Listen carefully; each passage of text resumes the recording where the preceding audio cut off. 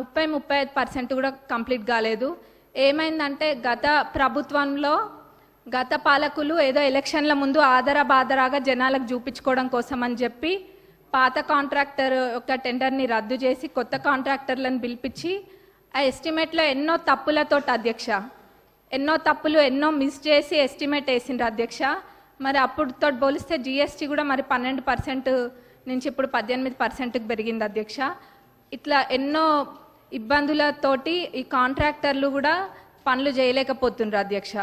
కాబట్టి ఈ పాత ఎస్టిమేట్ని కొంచెం సవరించి కొత్త ఎస్టిమేట్ తయారు చేసి అట్లనే పనులని ప్రారంభించాలని చెప్పి మీ ద్వారా గౌరవ ఇరిగేషన్ మినిస్టర్ గారిని మరి గౌరవ సీఎం గారిని కోరుతున్నాం అధ్యక్ష.